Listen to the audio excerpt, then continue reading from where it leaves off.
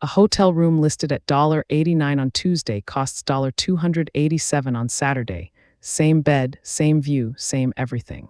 That price swing isn't a mistake or gouging. It's the output of a system so precise it tracks demand by the hour.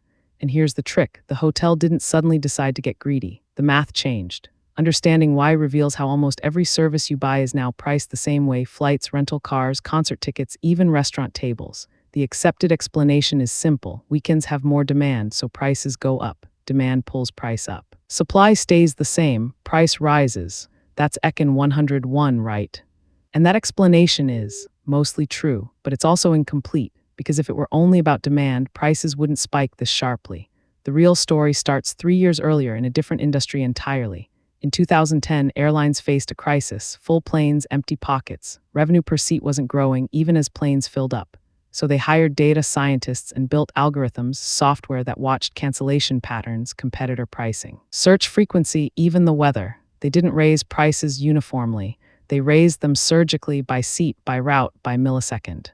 Airlines called it dynamic pricing. Hotels watched, then car rental companies, then Airbnb. The hospitality industry realized the same algorithm that worked for 180 airline seats could work for 180 hotel rooms. And here's the trick: it worked better. Because a hotel room, unlike an airline seat, can't be oversold. Empty rooms are pure loss. So the algorithm's job became: fill every room at the highest price that room will bear. In that moment, given everything we can measure about that customer and that night.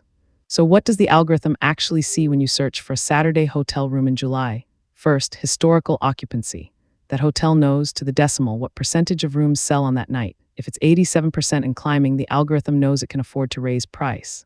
Second, competitor pricing. The algorithm isn't looking at one competitor, it's scraping 20. If the Marriott 2 blocks away just raised Saturday to $295, the algorithm adjusts upward within minutes. It's not human decision-making, it's reflex. Third, search volume and intent signals. When thousands of people search for Saturday rooms in your city, the algorithm registers urgency. Searches spike on Thursday afternoon, people planning last-minute trips. That's a signal of desperation. The algorithm responds. Fourth, your own browsing history. Have you searched this hotel 5 times? The algorithm knows. Viewed the penthouse suite twice, it assumes you're serious. It raises price for you specifically, sometimes by 15 or 20%. Fifth, the day of the week and seasonality. The algorithm knows that Saturday is always busier than Tuesday. It knows July is always busier than February. It knows that Labor Day weekend is busier than the week after. These aren't hunches. They're patterns from 5 years of transaction data. The algorithm builds a baseline price for every night, then adjusts from there. Tuesday in February, $89. Saturday in July, start at $200. Then layer on the adjustments. But here's what most people miss. The algorithm isn't trying to maximize price.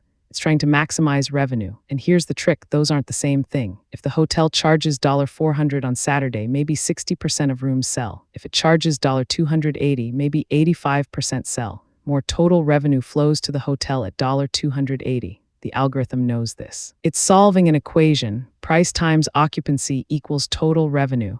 Find the price that wins. So why does the Saturday room cost $287 and not $289? Because the algorithm has tested thousands of price points. It knows that $287 converts better than $289 for this room, this night, this market. The difference is psychological. $287 feels different than $290, even though it's $7. The algorithm doesn't feel anything. It just knows the number that works.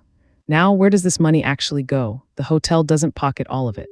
First, there's the OTA, the online travel agency like Booking.com or Expedia. They take 15 to 25% off the top. On that $287 Saturday rate, Expedia takes $43 to $72. The hotel nets $215 to $244. Second, property costs, housekeeping, maintenance, utilities. A Saturday night generates maybe $40 to $60 in direct operating costs.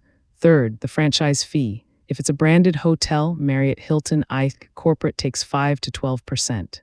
What's left between $150 and $180 after commissions, operations, and fees? That margin covers labor, taxes, debt service on the building, insurance, marketing, and profit. And here's the trick: the hotel doesn't decide the price. The algorithm does. The hotel's manager sets parameters, floor price, ceiling price, occupancy targets. Then the algorithm takes over. It's autonomous. It runs 24/7. It doesn't sleep. This is where it gets interesting. The algorithm is so efficient at extracting the maximum price people will pay that it's changed behavior itself.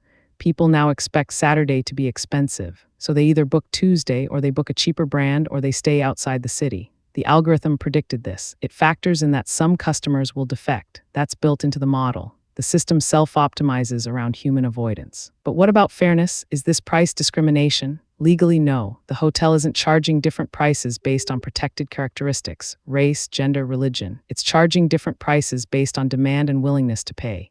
Economically, yes, two identical rooms, two different prices based on when you book and who you are. The person who books at the last minute pays more. That's the new rule. The real question is, why does the system exist? Because it works.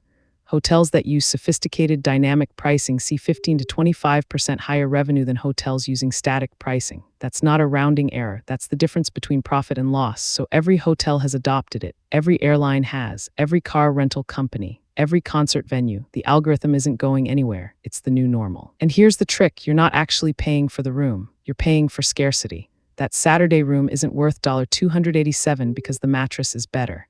It's worth $287 because only 180 rooms exist, 150 of them are already booked, and thousands of people want one. You're not buying real estate, you're buying the last thing available. The algorithm simply quantifies that scarcity and sells it to the highest bidder, one room at a time.